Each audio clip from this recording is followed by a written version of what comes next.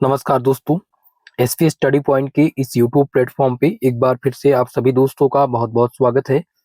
आज के इस वीडियो के माध्यम से बीएससी फोर्थ सेमेस्टर केमिस्ट्री का ऑब्जेक्टिव मॉडल पेपर मैं डिस्कस करने वाला हूं।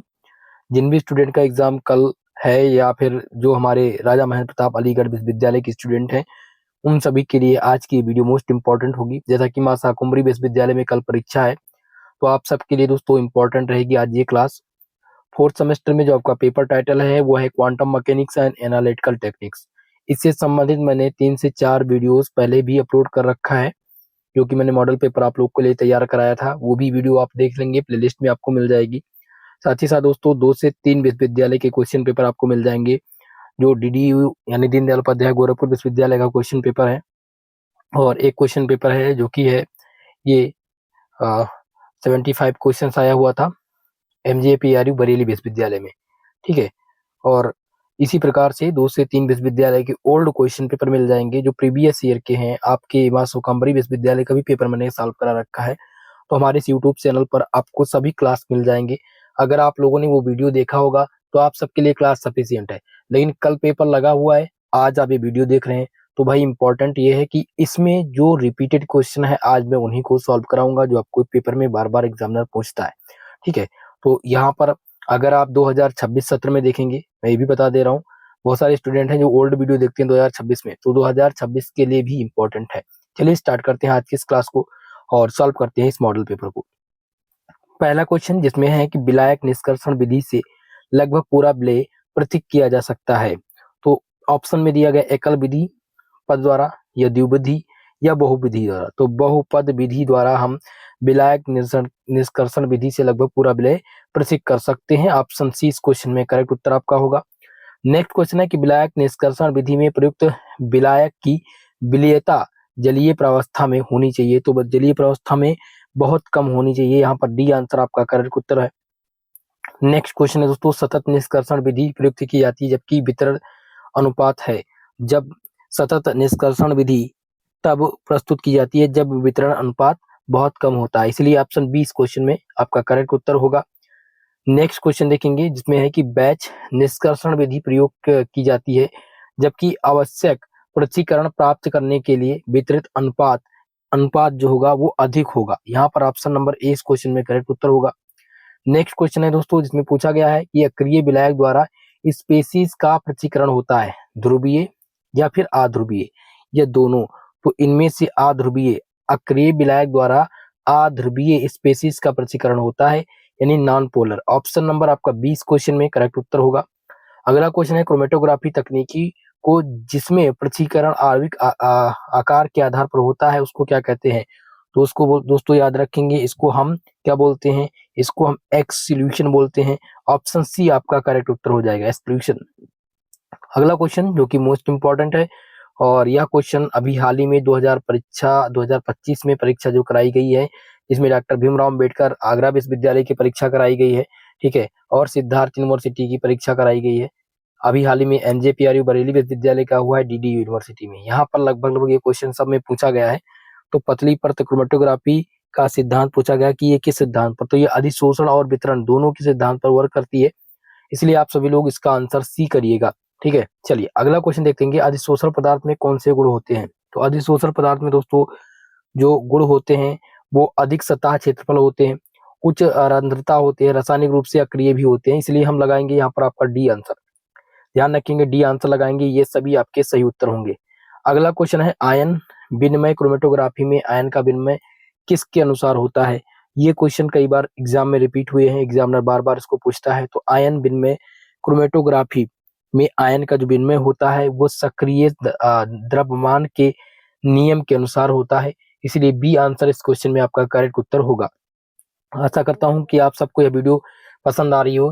प्लीज आप सभी लोग इस वीडियो को लाइक शेयर कर दीजिएगा भाई। जितने भी छात्र छात्राएं हमारे साथ अभी तक जुड़ चुके हैं, जो भी वीडियो देख रहे हैं, सबसे निवेदन है कि वीडियो को शेयर जरूर करिएगा। अगला क्वेश्चन आरएफ की इकाई पूछी गई है, और यह क्वेश्चन अभी हाल ही में आप देखेंगे डीडीयू की परीक्षा हुई है, क्वेश्चन पेपर देखिएगा। जब ये क्वेश्चन मिला था मैंने मॉडल पेपर में पहले भी करा रखा है। तो आरएफ की जो इकाई है वो क्या होती है, सेमी, डिग्री, मीटर, ऐसा कुछ नहीं है। आरएफ की कोई इकाई नहीं है, यहाँ पर हो जाएगा इट है no unit. Option number D आप लगाएंगे करेक्ट उत्तर।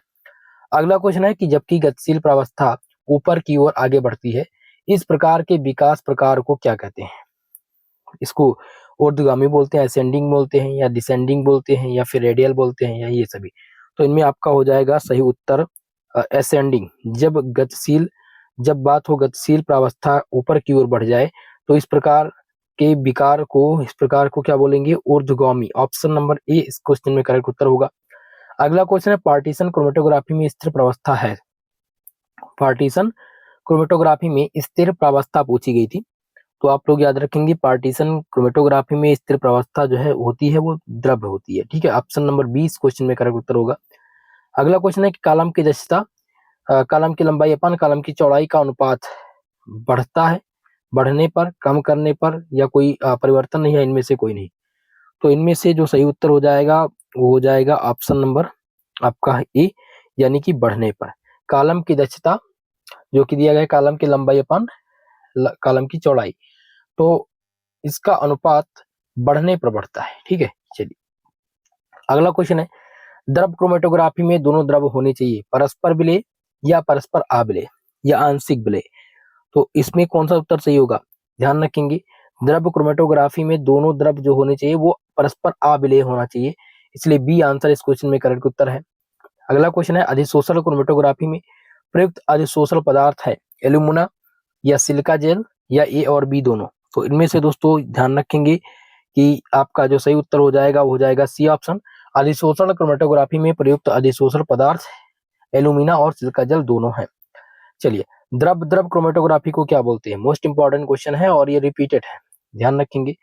ये पिछले सत्र में भी पूछे गए थे और इस सत्र में भी रिपीट हुए हैं कि द्रव क्रोमेटोग्राफी है, इनको कॉलम बोलेंगे, ठीक है, या फिर पार्टीशन। तो द्रव क्रोमेटोग्राफी जो है वो पार्टीशन है, ऑप्शन नंबर बी आपका करेक्ट उत्तर होगा। नेक्स्ट क्वेश्चन है जिसमें पूछा गया है कि बिलाग निष्कर्षण की तकनीकी है बैच, सतत, या फिर काउंटर करंट, यानी काउंटर करंट, या ये सभी। तो यहाँ पर आपका जो सही उत्तर हो जाएगा ऑल ऑफ दी, यानी ये सभी। नेक्स्ट है क्रोमेटोग्राफी को विकसित करने की तकनीकी होती है, क्रोमेटोग्राफ को विकसित करने की तकनीकी होती है। तो दोस्तों याद रखेंगे कि क्रोमेटोग्राफ को विकसित करने की तकनीकी में आपका जो सम्मिलित है फ्रंटल और इल्यूशन प्रतिस्थापन, ये सभी इसमें सम्मिलित है, इस वजह से आंसर करेंगे आप लोग डी करेक्ट उत्तर। चलिए अगला क्वेश्चन देखेंगे, पेपर क्रोमेटोग्राफी में अस्थायी प्रवस्था पूछा गया। पेपर क्रोमेटोग्राफी में अस्थायी प्रवस्था है, तो दोस्तों पेपर क्रोमेटोग्राफी में अस्थायी जो प्रवस्था है वो द्रव्य है, इसमें आपका जो सही उत्तर हो जाएगा ऑप्शन नंबर बी हो जाएगा। अगला क्वेश्चन है कि निम्नलिखित में से पृथक्कीकरण विधि को चुनिए। तो इनमें से पृथक्कीकरण की जो विधि है वो हो जाएगी दोस्तों, इनमें से आसवन भी पृथक्कीकरण की विधि है और क्षेपण भी है, क्रोमेटोग्राफी भी है, इसलिए भाई इसको हम डी आंसर लगाएंगे। यहाँ पर डी आंसर आपका करेक्ट उत्तर होगा। नेक्स्ट क्वेश्चन है कि विलायक निष्कर्षण की विधि आधारित है। चलिए बताने का प्रयास कीजिएगा कि विलायक निष्कर्षण की विधि किस पर आधारित है। पहला ऑप्शन जिसमें दिया गया है कि दो अविलेय विलायकों के मध्य विलेय की विलेयता अंतर पर, तो इसमें सही उत्तर आपका ए ऑप्शन होगा। ठीक है, विलायक निष्कर्षण की विधि आधारित है दो अविलेय विलायकों के मध्य विलेय की विलेयता अंतर पर। चलिए आंसर नंबर ए सही उत्तर होगा। अगला क्वेश्चन है, यहाँ पर फॉर्मूला दिया गया है, सूत्र दिया गया है KD इक्वल टू C1/C2 में C1 और C2 दो विलायक 1 और 2 में क्रमशः विलेय की सांद्रता है, इसे क्या कहेंगे? तो इसको भैया बोलते हैं, क्या बोलते हैं? वितरण का नियम भी बोलते हैं, वितरण अनुपात भी है, और नेरेस्ट का वितरण नियम भी कहलाएगा। तो इसलिए हम लगाएंगे option number D correct Uttar, all of the, जिसमें सही उत्तर है। अगला क्वेश्चन है कि निम्नलिखित में से कौन सा विलायक निष्कर्षण का एक प्रकार है? विलायक निष्कर्षण का प्रकार इसमें पूछा गया है। अब जिसमें चिलेट निष्कर्षण दिया गया है, दूसरा अगर हम देखें तो है आयन युग्म बनाने का निष्कर्षण, और सी ऑप्शन है ए और बी दोनों। तो इनमें ए और बी दोनों सम्मिलित है। विलायक निष्कर्षण एक प्रकार है, चिलेट निष्कर्षण आयन युग्म बनाने के निष्कर्षण में। ठीक है, सी आंसर करेक्ट उत्तर होगा। अगला क्वेश्चन है बैच निष्कर्षण व सतत निष्कर्षण है। पहला दिया गया निष्कर्षण के प्रकार, निष्कर्षण की तकनीकी, निष्कर्षण के गुण, और इनमें से कोई नहीं। तो बैच निष्कर्षण व सतत निष्कर्षण है, याद रखेंगे। ठीक है, बैच निष्कर्षण व सतत निष्कर्षण निष्कर्षण की एक प्रकार की तकनीकी है, इसलिए आंसर बी इसमें करेक्ट उत्तर आपका होगा। अगला क्वेश्चन है विलायक निष्कर्षण विधि का प्रयोग करते हैं। तो भाई विलायक निष्कर्षण विधि का जो प्रयोग करते हैं वो कमरे के ताप पर करते हैं, रूम टेम्परेचर। ऑप्शन नंबर आपका ए करेक्ट उत्तर होगा। नेक्स्ट क्वेश्चन पूछा जाएगा जो कि है मात्रात्मक विलायक निष्कर्षण में निकल धातु का निष्कर्षण करते हैं निम्नलिखित में से किस रूप में? डाई मेथिल ग्लाइऑक्सिनेट या डाई आइसोसाइनेट पर या डाई आइथो कार्बोमेट। तो इनमें से हम भाई किसी ऑप्शन पे अभी निर्भर नहीं है, क्योंकि एग्जैक्ट इसका कोई आंसर नहीं होगा। इसमें से डाई आइसोसाइनेट होगा नहीं, यहाँ पर आपका ए आंसर सही होना चाहिए। और एग्जैक्ट में 100% श्योर नहीं हुई क्वेश्चन के साथ, तो एक बार इस क्वेश्चन का आंसर आप गूगल कर लीजिएगा, ठीक है। प्रयास करिएगा कि एक बार गूगल करके आप चेक कर लीजिएगा। चलिए फिलहाल अगले क्वेश्चन की ओर बढ़ेंगे। और नेक्स्ट क्वेश्चन है कि द्रव्यमान स्पेक्ट्रोस्कोपी में द्रव्यमान आवेश अनुपात को किस सूत्र से व्यक्त करते हैं? तो इनमें फार्मूला पूछा गया, तो इसका फार्मूला होता है m/E = h²r²2b। ऑप्शन ए इसमें आप देख पाएंगे कि इसका करेक्ट उत्तर हो जाएगा ऑप्शन नंबर ए। चलिए अगला क्वेश्चन है द्रव्यमान स्पेक्ट्रोमिति में पेरेंट पीक की सापेक्ष ऊंचाई निम्नलिखित में से किसकी सबसे अधिक है? तो इसमें से पूछी गई किसकी सबसे अधिक होगी? तो भाई इसमें एरोमेटिक यौगिक की सबसे ज्यादा अधिक होती है, एरोमेटिक यौगिक लगा देंगे, ऑप्शन डी करेक्ट उत्तर। अगला है कि द्रव्यमान स्पेक्ट्रोमिति में पेरेंट पीक की सापेक्ष ऊंचाई निम्नलिखित में से किसमें सबसे कम है? सबसे कम पूछी गई है, तो सबसे कम होगी श्रृंखला युक्त हाइड्रोकार्बन में, ऑप्शन नंबर ए। इसका ऑप्शन ए करेक्ट उत्तर होगा। नेक्स्ट क्वेश्चन देखेंगे दोस्तों, जिसमें है कि 10 इलेक्ट्रॉन वोल्ट की कम ऊर्जा पर मीथेन के विच्छेदन से बनता है। तो मीथेन के विच्छेदन से बनता है CH4 आयन। ऑप्शन नंबर आपका यहाँ पर बी करेक्ट उत्तर होगा। अगला है दोस्तों मैक्लेफ्रिटी पुनर्प्रबंधन में यानी मैक्लेफ्रिटी रीअरेंजमेंट में होता है। तो इनमें दोस्तों 1,4 हाइड्रोजन परमाणु का कार्बोनिल ऑक्सीजन तक जाना। ऑप्शन नंबर इसमें आपका सी करेक्ट उत्तर है। मोस्ट इंपॉर्टेंट है, ये रिपीटेड है, ध्यान रखेंगे। अगला क्वेश्चन जिसमें पूछा जाएगा द्रव्यमान स्पेक्ट्रोमिति का उपयोग करते हैं। तो भाई द्रव्यमान स्पेक्ट्रोमिति का उपयोग हम अणुभार के निर्धारण में भी करते हैं, समस्थानिक की अधिकता के निर्धारण में भी करते हैं, और मिश्रण के मात्रात्मक विश्लेषण में भी किया जाता है। इसलिए द्रव्यमान स्पेक्ट्रोमिति का उपयोग करते हैं हम इन सभी रूप में। आंसर डी इसमें आपका करेक्ट उत्तर होगा। चलिए अगला क्वेश्चन, सर्वाधिक डाउन फील्ड सिग्नल किसके लिए प्रेक्षित है? मोस्ट इंपॉर्टेंट क्वेश्चन है कि सर्वाधिक डाउन फील्ड सिग्नल किसके लिए प्रेक्षित है? तो इनमें से दिया गया है यहाँ पर methyl fluoride, methyl chloride, methyl bromide और मेथिल आयोडाइड। तो ये आपके दिए गए हैं एल्किल समूह। RX दिया गया है, एल्किल हैलाइड दिया गया है, और एल्किल हैलाइड में डाउन फील्ड सिग्नल देखना है। तो डाउन फील्ड सिग्नल जो प्रेक्षित है वो सबसे ज्यादा हो जाएगा इसमें क्लोरीन, ब्रोमीन और आयोडीन। तो सबसे डाउन फील्ड सिग्नल किसमें होगा? सर्वाधिक मेथिल फ्लोराइड में होगा, इसलिए ऑप्शन ए इसमें आपका करेक्ट उत्तर होगा। चलिए अगला क्वेश्चन है कि फॉर्मल्डिहाइड में यूवी स्पेक्ट्रोफोटोमीटर में कौन सा इलेक्ट्रॉनिक संक्रमण प्राप्त नहीं होता है?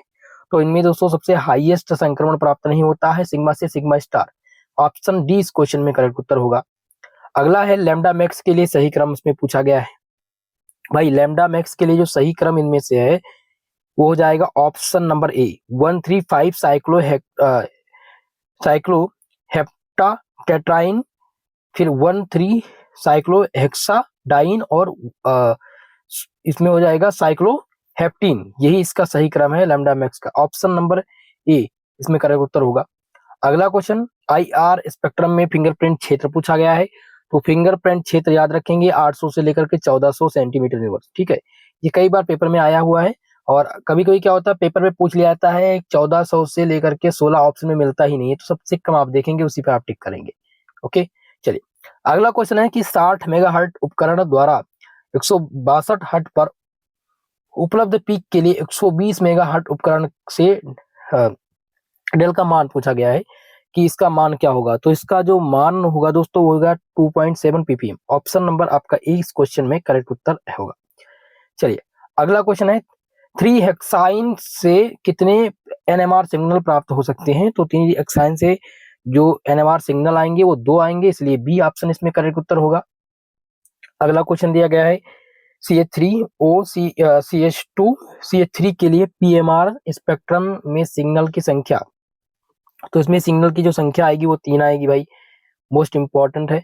ऑप्शन नंबर सी क्वेश्चन का करेक्ट उत्तर होगा। कई बार ये पेपर में पूछा जा चुका है, इस बात का दोनों क्वेश्चन पेपर आए हुए हैं, सिग्नल पूछे जाते रहते हैं। अगला है कि PMR सिग्नल का विभाजन निम्न में से किस यौगिक में नहीं होगा।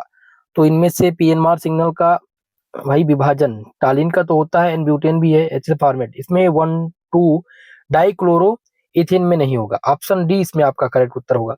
अगला है संतृप्त हाइड्रोकार्बन में कौन सा इलेक्ट्रॉनिक संक्रमण होता है।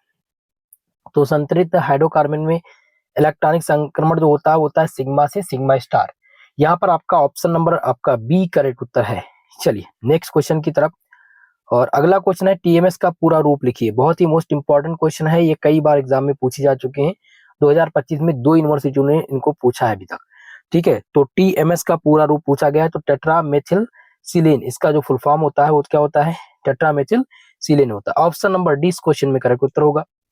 अगला है कि यदि किसी यौगिक में प्रोटॉन किसी विद्युत ऋणात्मक परमाणु से हाइड्रोजन बंध से जुड़ा होता है तो अवशोषण इसका क्या होगा। तो इसका अवशोषण जो होगा वो डाउनफील्ड होगा।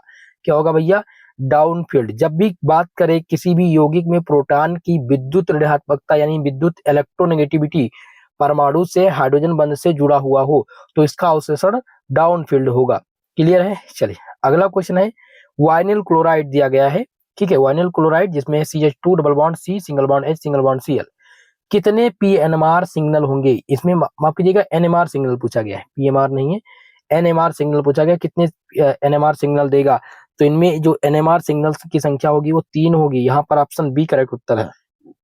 ठीक है, चलिए अगला दिया गया है यदि रिक्टर स्केल पर रासायनिक विस्थापन 5.4 है, इसका जो मान है टाउ स्केल पर क्या होगा। तो इसका जो मान है दोस्तों वो होगा 4.6। ठीक है, यहाँ पर बी आंसर आप लोग टिक करिएगा, सही उत्तर। अगला क्वेश्चन है एथिल अल्कोहल यानी कि C2H5OH में OH का प्रोटॉन सिग्नल विभाजित होता है। OH का प्रोटॉन सिग्नल पूछा गया है कि विभाजित होता है, तो इसका भाई इसमें कोई विभाजन नहीं होता है। ठीक है, इसमें कोई भी प्रोटॉन सिग्नल में विभाजन नहीं है, तो इसलिए ऑप्शन ए लगाएंगे, सही उत्तर। अगला है CHO समूह के लिए डेल का मान लगभग होता है। तो CHO समूह के लिए इसका मान पूछा गया है दोस्तों डेल का, तो इनमें ध्यान रखेंगे इसका जो मान होगा वो 10 होगा। ऑप्शन नंबर आपका डी इस क्वेश्चन में करेक्ट उत्तर है। नेक्स्ट क्वेश्चन है जिनमें दिया गया है कि यौगिक दिए गए हैं और यौगिक में कितने PNMR सिग्नल आएंगे। दोस्तों अब इसको यहाँ पर निकालना पड़ेगा, एग्जैक्ट इसका आंसर दे पाना अभी तो संभव नहीं है क्योंकि समय इसमें लगेगा और यहाँ स्क्रीन रिकॉर्डिंग के माध्यम से मैं आंसर कर नहीं पाऊंगा। एक बार प्रयास कीजिएगा आप लोग इसका गूगल करने का, बाकी मैं टेलीग्राम पर इस क्वेश्चन का आंसर आपको सोल्यूशन PDF के साथ मेंशन कर दूंगा। ठीक है, चलिए अगला है पी जाइलिन के PNMR सिग्नल में कितने सिग्नल प्राप्त होंगे। तो पी जाइलिन की बात किया जाए, ये थोड़ा सा मैं एग्जैक्ट में इसका आंसर बता दे रहा हूँ। ठीक है, जाइलिन के NMR स्पेक्ट्रम में सिग्नल की बात हो रही, तो इनमें जो सिग्नल आएंगे वो 2 आएंगे, इसलिए ऑप्शन सी लगाएंगे करेक्ट उत्तर। अगला क्वेश्चन है दोस्तों जिसमें है ऑर्थोमेटा और पैरा डाइब्रोमोबेंजीन के NMR स्पेक्ट्रम के बारे में कौन सा कथन असत्य है। असत्य कथन आपको बताना है, असत्य कथन आपको बताना है भाई। तो पहला है कि ऑर्थो डाइब्रोमोबेंजीन में 2 सिग्नल मिलते हैं, तो ये बिल्कुल असत्य कथन है, ये सत्य कथन ये भी है। एम डाइब्रोमोबेंजीन में 3 सिग्नल, इसमें 2 सिग्नल आते हैं। बी पैरा डाइब्रोमोबेंजीन में केवल 1 पिक मिलती है, तो ये भी इसका गलत है, सभी तथ्य इसमें गलत होंगे, डी आंसर लगाएंगे सही उत्तर। चलिए अगला है यहाँ पर दिया गया है सोडियम और एटॉमिक नंबर 11 के लिए न्यूक्लियर चक्रण का मान। इसमें न्यूक्लियर चक्रण का मान कितना होगा। तो इसमें न्यूक्लियर चक्रण जो आएगा 3/2 आएगा, यानी 3/2। ऑप्शन नंबर ए इस क्वेश्चन में करेक्ट उत्तर होगा। चलिए अगले क्वेश्चन की ओर। और नेक्स्ट क्वेश्चन है कि मेसिटिलीन के अणु में कितने NMR सिग्नल मिलेंगे। तो इसमें ध्यान रखेंगे मेसिटिलीन के अणु में जो NMR सिग्नल की संख्या है वो 2 है। ऑप्शन नंबर आपका इसमें बी करेक्ट उत्तर होगा। अगला क्वेश्चन है एथिल अल्कोहल के PMR स्पेक्ट्रम में जो मेथिल समूह के लिए सिग्नल मिलता है, तो मेथिल समूह के लिए जो सिग्नल मिलता है वो ट्रिपलेट सिग्नल मिलता है। ठीक है, यहाँ पर आपका आंसर हो जाएगा ऑप्शन नंबर ए। अगला है युग्मनज स्थिरांक के मान को व्यक्त करते हैं। तो दोस्तों याद रखेंगे, युग्मनज स्थिरांक के मान को हम CPS से दर्शाते हैं। ऑप्शन ए करेक्ट उत्तर हो जाएगा। अगला है TMS पीक के लिए डेल का मान होता है। तो TMS पीक के लिए डेल का जो मान है दोस्तों होता है 10। ऑप्शन नंबर सी इस क्वेश्चन में करेक्ट उत्तर हो जाएगा। अगला क्वेश्चन देखेंगे जिसमें है NMR स्पेक्ट्रम में इलेक्ट्रॉन का एक स्पिन अवस्था से दूसरी अवस्था में संक्रमण को क्या बोलते हैं? इसको बोलते हैं फ्लिपिंग। क्या बोलते हैं भैया? फ्लिपिंग बोला जाता है। ऑप्शन नंबर ए इस क्वेश्चन में करेक्ट उत्तर होगा। नेक्स्ट क्वेश्चन है NMR स्पेक्ट्रम में यदि प्रेरित चुंबकीय क्षेत्र लगाए गए चुंबकीय क्षेत्र का प्रतिरोध करता है तो प्रोटॉन को क्या बोलते हैं? प्रोटॉन को कहा जाता है। तो भाई प्रोटॉन को यहाँ पर आरक्षित बोलते हैं। ऑप्शन नंबर ए करेक्ट उत्तर होगा। अगला है रासायनिक विस्थापन को प्रभावित करने वाले कारक। तो भाई रासायनिक विस्थापन को प्रभावित करने वाले जो कारक हैं उसमें हाइड्रोजन बंध भी इंक्लूड है, वांडर वाल आरक्षण और आदेशिक प्रभाव, इनमें ये सभी होंगे। इसलिए इसमें आपका जो सही उत्तर होगा वो हो जाएगा ऑप्शन नंबर डी। अगला क्वेश्चन है कि 2:3 डाइक्लोरोप्रोपियोनिक अम्ल में NMR स्पेक्ट्रम में कितने प्रकार के सिग्नल मिलते हैं? तो इनमें जो सिग्नल की संख्या है दोस्तों वो 3 प्रकार के सिग्नल है। इसमें आपका बी आंसर करेक्ट उत्तर होगा। चलिए नेक्स्ट क्वेश्चन देखा जाए। और अगला क्वेश्चन है कि NMR स्पेक्ट्रम में यदि प्रोटॉन की संख्या 3 है तो उसकी तीव्रता का अनुपात, बहुत ही मोस्ट इंपॉर्टेंट है। ये प्रश्न 2025 में DDU में भी आया हुआ है और MJPRU बरेली विश्वविद्यालय में पूछा गया है। शाकुंभरी विश्वविद्यालय, राजा महेंद्र प्रताप अलीगढ़ विश्वविद्यालय के लिए मोस्ट इंपॉर्टेंट क्वेश्चन है। ठीक है, तो इसमें जो आपका अनुपात होगा हो जाएगा 1:3:3:1। ऑप्शन नंबर ए इस क्वेश्चन में करेक्ट उत्तर होगा। चलिए अगला क्वेश्चन है NMR स्पेक्ट्रम में मेथिल समूह के रासायनिक विस्थापन दल का जो मान होता है वो कितना होता है? तो इसका जो मान होता है वो 0.9 ppm है। ऑप्शन ए इस क्वेश्चन में करेक्ट उत्तर आपका होगा। चलिए अगला क्वेश्चन है कि जेमिनल युग्म में NMR स्थिरांक टाउ का मान होता है। तो इसका जो मान होता है दोस्तों वो क्या होगा? इनमें से कोई नहीं, यहाँ पर इसमें कोई एग्जैक्ट मान नहीं दिया है। ठीक है, क्लोरीन के लिए न्यूक्लियर चक्रण का मान पूछा गया, मोस्ट इंपॉर्टेंट है और यह पेपर में पूछा भी गया है क्वेश्चन, ध्यान रखेंगे। क्लोरीन जिसपे एटॉमिक नंबर 17, ठीक है, और इसका अनुभार हो जाएगा 35। इनमें पूछा गया है कि इसके न्यूक्लियर चक्रण का मान, तो इसके न्यूक्लियर चक्रण का मान है 3/2। ऑप्शन ए इस क्वेश्चन में आपका करेक्ट उत्तर होगा। चलिए नेक्स्ट क्वेश्चन की तरफ। और अगला क्वेश्चन आपका है कि तरंग संख्या 4000 सेंटीमीटर इनवर्स तरंग संख्या लैम्डा के समकक्ष है। तो ये समकक्ष है 0.00025 सेमी के। ऑप्शन बी इस क्वेश्चन में आपका करेक्ट उत्तर होगा, ध्यान रखेंगे। अगला क्वेश्चन है कि निम्नलिखित में से किस यौगिक में एप्सिलॉन का मान अधिकतम है? एप्सिलॉन का मान अधिकतम पूछा गया है। तो एप्सिलॉन का अधिकतम जो मान होगा वो होगा नेप्थासीन में। ऑप्शन नंबर बी, ठीक है, इस क्वेश्चन में बी आंसर आपका करेक्ट उत्तर होगा। क्लियर है। अगला, निम्नलिखित में से कौन सा क्रोमोफोर नहीं है? क्रोमोफोर इनमें से पूछा गया है। तो यहाँ पर CN ये आपका ऑक्सोक्रोम है, ये ऑक्सोक्रोम नहीं, क्रोमोफोर है। ठीक है, C डबल बॉन्ड O ये भी आपका क्रोमोफोर है। C डबल बॉन्ड C ये भी आपका क्रोमोफोर है। इनमें से क्रोमोफोर नहीं है NH2, क्योंकि ये ऑक्सोक्रोम है। बी आंसर लगाएंगे, ऑप्शन नंबर डी, माफ कीजिएगा माय मिस्टेक, इसमें डी आंसर होगा। NH2 ये ऑक्सोक्रोम है, ना कि क्रोमोफोर। अगला है IR सक्रिय अणु पूछा गया, मोस्ट इंपॉर्टेंट क्वेश्चन है। IR सक्रिय अणु इनमें से कौन से हैं? तो पहला दिया गया HCl दोस्तों IR एक्टिव ये अणु है। यहाँ पर ऑप्शन नंबर ए इसका करेक्ट उत्तर हो जाएगा। F2N2 और H2 ये एटॉमिक मॉलिक्यूल है, ये IR इनएक्टिव है, लेकिन ये जो है रेडियोएक्टिव है। यहाँ पर आपका IR सक्रिय पूछा गया था, तो HCl आपका करेक्ट उत्तर होगा। चलिए अगला क्वेश्चन, इनमें दिया गया अम्लोकरण NH2, ये दिया गया है C6H5NH2 का एक ऑक्सोक्रोमिक शिफ्ट का कारण बनता है। तो ऑक्सोक्रोमिक शिफ्ट का कारण लाल बनेगा, यहाँ पर रेड आएगा, रेड आउटशिप। ऑप्शन नंबर ए इस क्वेश्चन में करेक्ट उत्तर होगा। चलिए अगला क्वेश्चन देखते हैं नेक्स्ट, जिसमें पूछा गया है कि बल नियतांक के का उच्चतम मान बंधन ऊर्जा के लिए उत्तेजित आवृत्ति के लिए है कम, अधिक या कम, या इनमें से कोई नहीं। तो इनमें से जो सही उत्तर हो जाएगा ऑप्शन नंबर बी, अधिक। अगला देखेंगे नेक्स्ट क्वेश्चन, और इसमें क्या पूछा गया है कि सापेक्ष खिंचाव आकृति निम्न में से किसकी सर्वाधिक है। तो इनमें से दोस्तों सर्वाधिक होगी यहाँ पर कार्बन फ्लोराइड की, ऑप्शन नंबर बी। इसमें बी आंसर आपका करेक्ट उत्तर होगा। नेक्स्ट क्वेश्चन लिखिएगा, जिसमें पूछा गया है कि आईआर में सामान्यतः प्रयुक्त होने वाले सूचकांक।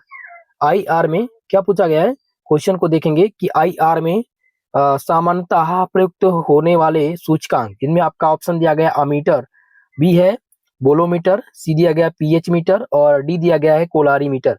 तो इनमें से हम जब भी बात हो आईआर एक्टिव की, तो आईआर एक्टिव अणु तो आपने देखा है HCl है, लेकिन जब इसमें आईआर में सामान्यतः प्रयुक्त होने वाले सूचकांक पूछे तो इसमें से बोलीमीटर, ठीक है, बोलोमीटर इसमें आपका करेक्ट उत्तर होगा। चलिए अगला क्वेश्चन देखेंगे, जिसमें है कि कोई संक्रमण 2000 सेंटीमीटर इनवर्स तरंग संख्या पर होता है और वैद्युत चुंबकीय क्षेत्र के किस भाग में यह संक्रमण होता है। तो ये किस भाग में होता है दोस्तों, अवरक्त क्षेत्र में होता है भाई, ध्यान रखेंगे किस क्षेत्र में, अवरक्त। ऑप्शन बी इस क्वेश्चन में करेक्ट उत्तर आपका है। चलिए अगला क्वेश्चन, और जिसमें पूछा गया निम्नलिखित में से कौन सा क्रोमोफोर नहीं है। यहाँ पर क्रोमोफोर पूछा गया कि कौन सा नहीं है। अब यहाँ पर हम देखेंगे ये सभी ऑप्शन, यहाँ पर क्रोमोफोर तो एग्जैक्टली यहाँ पर भाई दिख रहा है NH2, ये क्रोमोफोर नहीं है, ये ऑक्सोक्रोम है, ठीक है। तो डी आंसर इसमें करेक्ट उत्तर होगा। अगला क्वेश्चन है, इलेक्ट्रॉन स्पेक्ट्रा में मिलते हैं। तो इलेक्ट्रॉन स्पेक्ट्रा में बहुत अधिक रेखाओं का बहुत अधिक पास पास पाया जाना, ठीक है, यहाँ पर आपका बी आंसर करेक्ट उत्तर होगा। चलिए अगला क्वेश्चन है, जिन्हें पूछा गया है कि निम्नलिखित में से कौन सा संक्रमण अधिक ऊर्जा का संक्रमण है। तो अधिक ऊर्जा का जो संक्रमण है दोस्तों, उसमें हो जाएगा सिग्मा से sigma star, option number B correct उत्तर आपका होगा इस क्वेश्चन में। चलिए आगे बढ़ेंगे नेक्स्ट क्वेश्चन की तरफ। नेक्स्ट क्वेश्चन है कि यूवी दृश्यमान स्पेक्ट्रोफोटोमीटर कार्य करता है। तो ये दोस्तों कार्य करता है बियर लैम्बर्ट के नियम पर, ऑप्शन नंबर 20 क्वेश्चन में आपका सही आंसर होगा। अगला क्वेश्चन है, एन से सिग्मा स्टार संक्रमण होता है। तो एन से जो सिग्मा स्टार का संक्रमण है वो होता है मेथिलीन क्लोराइड में, ऑप्शन नंबर ए इस क्वेश्चन में आपका सही आंसर है। अगला क्वेश्चन है, यूवी दृश्यमान स्पेक्ट्रोस्कोपी है। दोस्तों यूवी दृश्यमान स्पेक्ट्रोस्कोपी पूछा गया है, तो यहाँ पर अवशोषण, यूवी दृश्यमान स्पेक्ट्रोस्कोपी क्या है, अवशोषण है, बी आंसर इसमें करेक्ट उत्तर होगा। अगला क्वेश्चन है, यूवी स्पेक्ट्रोस्कोपी में सेल कोशिका सामान्यता होती है। तो यहाँ पर क्वार्टर्स, यहाँ पर सही आंसर बी उत्तर लगाएंगे। अगला क्वेश्चन है दोस्तों कि लैम्डा मैक्स के अधिकतम तरंगदैर्घ्य की ओर शिफ्ट करने को क्या बोलते हैं। इसको बोलते हैं भैया, ध्यान रखेंगे, लाल शिफ्ट।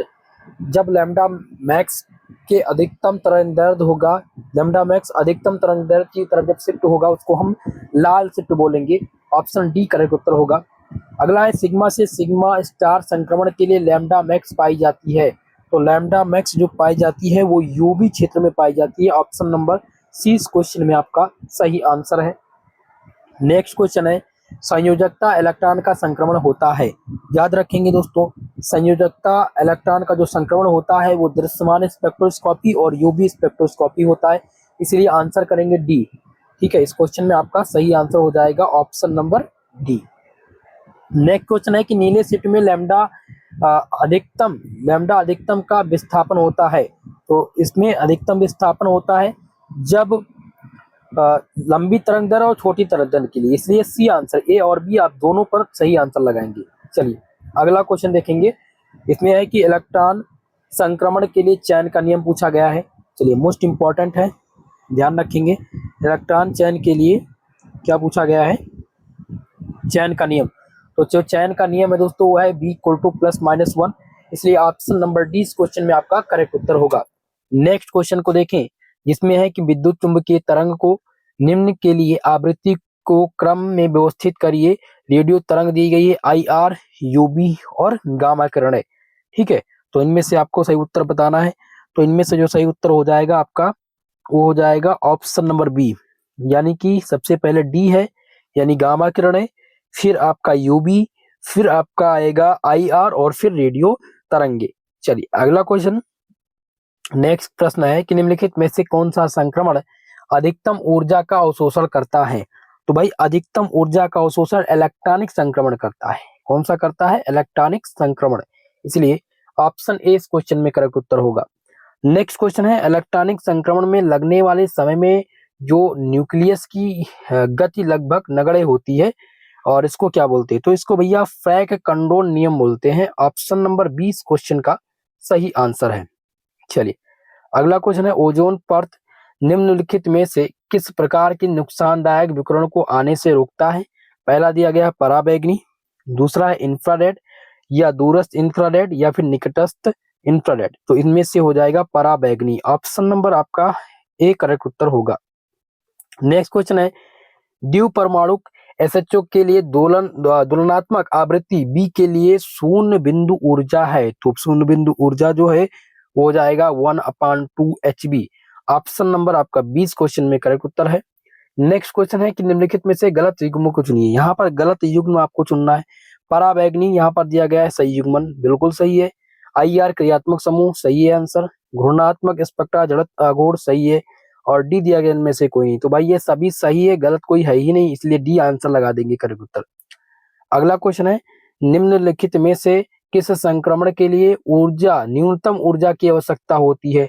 तो न्यूनतम ऊर्जा जो होगी वो n से पाई स्टार में होगी, इसलिए ऑप्शन 20 में आप लगाएंगे करेक्ट उत्तर।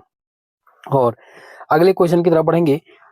अगला क्वेश्चन है कि वह शिफ्ट जिससे अवशोषण की तीव्रता घटती है वह लैम्डा मैक्स का भी मान घट जाता है। तो इसको क्या बोलते हैं? तो इसको हाइपोक्रोमिक शिफ्ट बोलते हैं। कौन सा shift? Hypochromic shift. Option number B correct उत्तर हो जाएगा। हाइपर नहीं होगा, हाइपोक्रोमिक होगा। हाइपर क्रोमिक शिफ्ट अलग है और हाइपोक्रोमिक शिफ्ट अलग है, ध्यान रखेंगे। जब अवशोषण की तीव्रता घटे, लैम्डा मैक्स का मान घटे, तो आपको वहां पर शिफ्ट पूछा जाए तो हाइपोक्रोमिक शिफ्ट होगा। क्लियर है? चलिए अगला क्वेश्चन देखते हैं। और इसमें पूछा गया है, निम्नलिखित में से इलेक्ट्रॉनिक संक्रमण के लिए अधिक ऊर्जा की आवश्यकता होती है। तो अधिक ऊर्जा की आवश्यकता किस इलेक्ट्रॉनिक संक्रमण के लिए होती है? तो सिग्मा से सिग्मा स्टार के लिए। यहाँ पर डी आंसर आप लोग लगाएंगे करेक्ट उत्तर। अगला क्वेश्चन है कि निम्नलिखित में से कौन सा अणु माइक्रोवेव स्पेक्ट्रम देता है? तो माइक्रोवेव स्पेक्ट्रम इनमें से HCl देगा। यहाँ पर आंसर हो जाएगा सी करेक्ट उत्तर। नेक्स्ट क्वेश्चन है दोस्तों, एक त्रिपरमाणुक अणु H2O में दोलन के प्रकार की संख्या है। तो दोलन के प्रकार की जो संख्या है वो 3 है, इसलिए ऑप्शन नंबर ए इस क्वेश्चन में सही आंसर है। घूर्णन स्पेक्ट्रम के लिए चयन का नियम मोस्ट इंपॉर्टेंट क्वेश्चन है भाई, कई बार एग्जाम में आया है और लगभग हर बार पेपर में ये क्वेश्चन आता ही है। तो घूर्णन स्पेक्ट्रम के लिए चयन का जो नियम है वो है DJ = +-1। ऑप्शन नंबर सी इस क्वेश्चन का करेक्ट उत्तर होगा। अगला क्वेश्चन है, बाथोक्रोमिक शिफ्ट होता है किसकी ओर? तो भाई बाथोक्रोमिक शिफ्ट जो होगा जब अधिक तरंग दैर्घ्य की तरफ बाथोक्रोमिक शिफ्ट होगा, कम तरंग दैर्घ्य की तरफ हाइप्सोक्रोमिक शिफ्ट होगा, याद रखेंगे। ठीक है, बाथोक्रोमिक शिफ्ट अधिक तरंग दैर्घ्य की तरफ होगा। अगला है n से पाई स्टार संक्रमण मिलते हैं। तो ये संक्रमण मिलते हैं जब <200 nm हो। ऑप्शन ए इसमें आपका करेक्ट उत्तर हो जाएगा। ठीक है, चलिए अगला क्वेश्चन है, बॉर्न ओपेनहाइमर लगभग सिद्धांत के अनुसार कौन सी ऊर्जा क्वांटीकृत नहीं है? तो इनमें से ट्रांसलेशनल ऊर्जा ये क्वांटीकृत नहीं है, बाकी दोलनात्मक ऊर्जा, इलेक्ट्रॉनिक ऊर्जा और घूर्णन ऊर्जा इसके इंक्लूड होती है। अगला है, CO2 के लिए IR में मूलभूत दोलन आवृत्ति। तो दोलन आवृत्ति जो होगी वो 4 होगी। यहाँ पर डी आंसर करेक्ट उत्तर हो जाएगा इस क्वेश्चन का आंसर। और अगला क्वेश्चन है, निम्न अणुओं में से कौन सा रमन स्पेक्ट्रा देता है? तो रमन स्पेक्ट्रा भाई ये सभी देते हैं क्योंकि ये सभी डायटोमिक मॉलिक्यूल है। ऑप्शन नंबर डी आपका करेक्ट उत्तर होगा। चलिए नेक्स्ट क्वेश्चन की तरफ। और इसमें आपका पूछा गया है कि पराबैंगनी क्षेत्र की मीटर में तरंग दैर्घ्य है। पराबैंगनी क्षेत्र की मीटर में तरंग दैर्घ्य पूछा गया है, तो तरंग दैर्घ्य होगा 10⁻⁸। ऑप्शन सी इस क्वेश्चन में आपका सही आंसर होगा। नेक्स्ट क्वेश्चन है कि वह उपकरण जो स्पेक्ट्रल विकिरण को विद्युत सिग्नल में परिवर्तित करके उसकी पहचान करता है उसको क्या बोलते हैं? तो इसको भैया बोलते हैं डिटेक्टर बोलते हैं। क्या बोलते हैं? डिटेक्टर, इसलिए सी आंसर आपका करेक्ट उत्तर होगा। नेक्स्ट क्वेश्चन है, CO अणु के लिए दोलनात्मक स्वतंत्रता की कोटि की संख्या। तो इनमें स्वतंत्रता की जो कोटि है इसकी संख्या है 1, इसलिए ऑप्शन नंबर 20 में करेक्ट उत्तर है। अगला है अणु जिसमें n परमाणु हो, इसके लिए कुल स्वतंत्रता की कोटि होगी, तो इसकी कुल स्वतंत्रता की जो कोटि होगी होगी 3n, इसलिए ऑप्शन ए इसमें आपका सही आंसर है। ध्यान रखेंगे, मोस्ट इंपॉर्टेंट क्वेश्चन है ये, ठीक है, very very most important question. इस टाइप के 2 प्रश्न आपको पेपर में देखने को मिलेंगे और दोनों को मैंने कराया है इसमें, अभी मैंने एक करा दिया, आगे भी आपको मिलेगा। अगला क्वेश्चन है कि निम्नलिखित में से किस प्रकार की ऊर्जा का मान अधिकतम होता है? तो ऊर्जा का मान इलेक्ट्रॉनिक ट्रांजिशन का हमेशा ऊर्जा का मान जो होगा वो अधिक होगा, इसलिए यहाँ पर आपका सी आंसर करेक्ट उत्तर है, इसमें आपका सी आंसर सही उत्तर है। अगला है विभिन्न प्रकार की ऊर्जाओं का सही क्रम, तो सही क्रम इनका क्या हो जाएगा, ये याद रखेंगे, पहले इलेक्ट्रॉनिक फिर रोटेशनल, इसमें आपका हो जाएगा घूर्णन, माफ कीजिएगा, यहाँ पर पहले इलेक्ट्रॉनिक हो जाएगा, ठीक है, फिर दोलन, फिर घूर्णन, फिर ट्रांसलेशन। ऑप्शन नंबर ए इसको आपका सही क्रम यही है। ध्यान रखेंगे भाई, ये कई बार एग्जाम में आया हुआ है, इसलिए मैं इसको बता दे रहा हूँ, स्क्रीनशॉट आप लेना चाहे तो इसका ले सकते हैं, सही क्रम यही आपका है, ठीक है। चलिए अगला क्वेश्चन है कि एक द्विपरमाणु आरेखीय अणु के लिए जिसमें n परमाणु हो, दोलनात्मक स्वतंत्रता की कोटि की संख्या क्या होगी? तो इसमें स्वतंत्रता की कोटि की जो संख्या होगी वो होगी 3n-6। यहाँ पर आपका सी आंसर करेक्ट उत्तर होगा, ये आप ध्यान रखेंगे, ये क्वेश्चन कई बार एग्जाम में रिपीट हुआ है। अगला है NMR स्पेक्ट्रोस्कोपी में प्रयुक्त आवृत्ति मिलती है, ये भी क्वेश्चन रिपीटेड है, तो इसमें जो आवृत्ति मिलती है वो रेडियो आवृत्ति क्षेत्र मिलता है, ठीक है, यहाँ पर आपका सी आंसर करेक्ट उत्तर होगा। दोनों का आप इसकी साथ ले लीजिएगा भाई, ये पेपर में देखने को मिलेंगे इस बार। चलिए अगला क्वेश्चन है कि अणु या आयन अस्थाई होता है यदि? अणु और आयन अस्थाई तब होगा जब यहाँ पर हो जाएगा n, option number C, Na n B, option number C आप लगाएंगे करेक्ट उत्तर। अगला है एक आयामी बॉक्स में कण की ऊर्जा, एक आयामी बॉक्स में कण की ऊर्जा होती है, तो एक आयामी बॉक्स में कण की जो ऊर्जा होती है वो होती है En equal to n square h square upon 8ma square, इसलिए आंसर ए लगाएंगे आप सभी लोग, सही उत्तर। अगला क्वेश्चन है प्रारंभ में बंद बनने के संयोजकता सिद्धांत का प्रतिपादन किसने किया था? तो इसका प्रतिपादन हिटलर व लंदन ने किया था, यहाँ पर बी आंसर आप लोग लगा देंगे करेक्ट उत्तर। नेक्स्ट क्वेश्चन है दोस्तों श्रोडिंगर तरंग समीकरण का सरलतम रूप, चलिए बताने का प्रयास कीजिएगा। श्रोडिंगर तरंग समीकरण का सरलतम रूप तो होता है del 2 psi plus h 8 pi square m upon h square e minus b psi equal to 0, okay, तो यहाँ पर ऑप्शन नंबर ए करेक्ट उत्तर आपका होगा। नेक्स्ट क्वेश्चन की तरफ बढ़ेंगे। अगला क्वेश्चन है तरंग फलन के विषय में क्या सत्य है? तो तरंग फलन के विषय में सत्य यह है कि तरंग फलन एकल मान है और स्पेस से सभी क्षेत्रों में निश्चित होता है, सतत है, इसलिए ये सभी आप लगाएंगे, all of these, option number D correct उत्तर होगा। अगला क्वेश्चन है कि निम्नलिखित में से किसका उच्चतम बंध क्रम है? तो इसका उच्चतम बंध क्रम तो यहाँ पर हो जाएगा ऑक्सीजन आयन का सबसे अधिक होगा, यहाँ पर आपका बी आंसर करेक्ट उत्तर है O2+। नेक्स्ट है आणविक ऊर्जा स्तरों का सही क्रम, तो आणविक ऊर्जा स्तरों का जो सही क्रम है वो है यहाँ पर ऑप्शन नंबर ए, ठीक है, यहाँ पर इलेक्ट्रॉनिक हो जाएगा, फिर वाइब्रेशनल, फिर रोटेशनल, ओके, ऑप्शन नंबर ए आपका करेक्ट उत्तर होगा।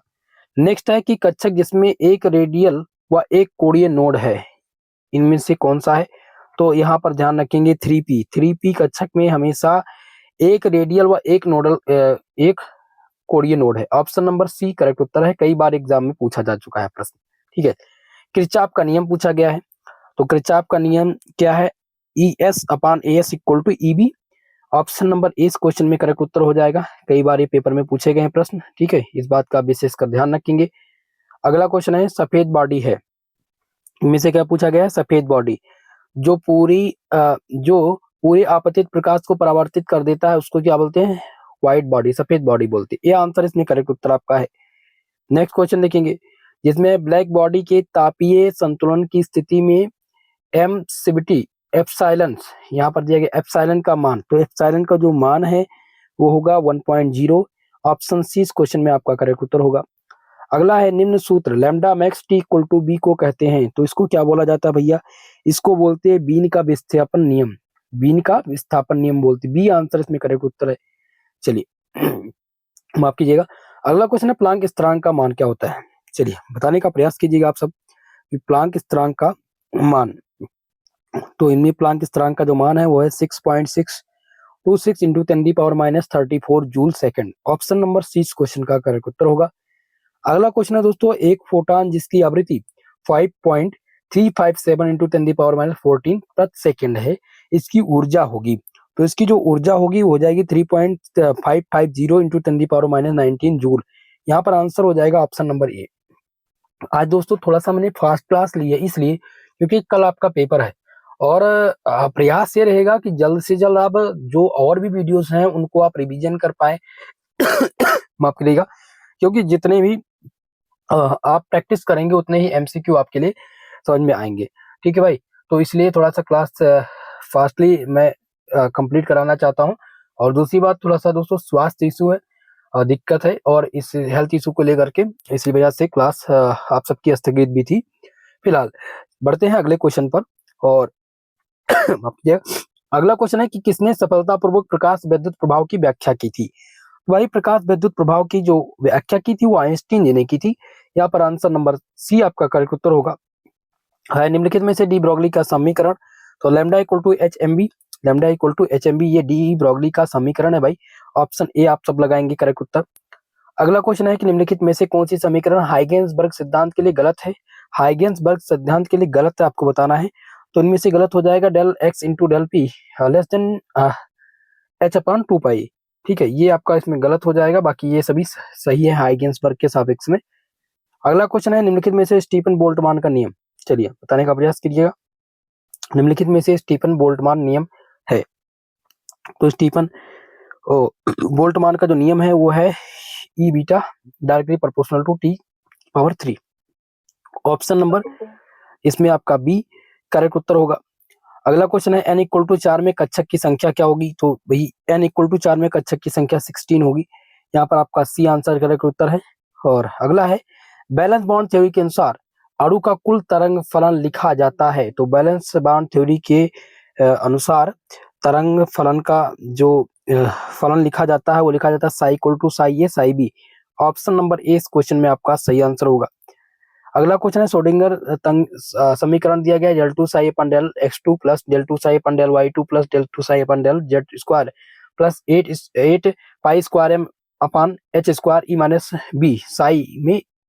साई में a का मान क्या होगा। इनमें a का मान पूछा गया भाई, a का मान जो होगा वो शून्य होगा। ऑप्शन बी करेक्ट उत्तर है। अगला है निम्नलिखित में से किस अणु कक्षक की ऊर्जा अधिकतम है। तो अधिकतम ऊर्जा होगी इनमें सिग्मा स्टार 2 पाई जेड में। ऑप्शन नंबर ए इस क्वेश्चन का सही आंसर है।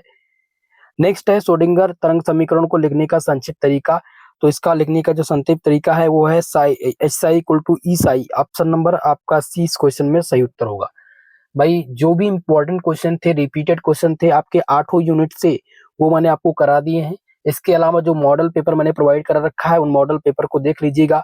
प्लेलिस्ट में ये वीडियो में मेंशन कर रहा हूँ, प्लेलिस्ट में आप जाएंगे बीएससी 4th सेमेस्टर केमिस्ट्री, तो आपको वहां पर प्रीवियस ईयर के भी मिल जाएंगे और इस साल के भी वीडियो मिल जाएंगे। एक बार रिवीजन जरूर करके जाइएगा और प्रयास ये कीजिएगा कि डीडीयू यूनिवर्सिटी का जो क्वेश्चन पेपर है, ठीक है, दीनदयाल उपाध्याय गोरखपुर विश्वविद्यालय का 2025 का मैंने सॉल्व कराया है, वो पेपर देखिएगा क्योंकि 50 क्वेश्चन वहां आए थे, वहां से रिपीटेड क्वेश्चन खूब मिलेंगे आपको कल। ठीक है, तो दोस्तों आप सभी लोग भाई वीडियो को लाइक शेयर करना बिल्कुल मत भूलिएगा। और आज के लिए मैं आप सबसे माफी मांगूंगा इस वजह से क्योंकि थोड़ा सा क्लास फास्ट हुई। प्रयास मेरा था लगभग 500 एमसीक्यू कराने की, लेकिन मैं वो करा नहीं सका। लगभग 200 प्रश्नों को मैंने आज सॉल्व करवाया है। ठीक है, तो आप सब लोग दोस्तों इन क्वेश्चन को तैयार करके जाइएगा। पीडीएफ आपको टेलीग्राम पर अभी मैं क्लास के जस्ट बाद अपलोड करा दे रहा हूँ, जिसको आप लोग पढ़ लीजिएगा एक बार, तो आप सबको और क्लियर समझ में आ जाएगा। ठीक है, तो दोस्तों आज के लिए बस इतना ही। मिलते हैं किसी नेक्स्ट वीडियो में, तब तक के लिए जय हिंद जय भारत।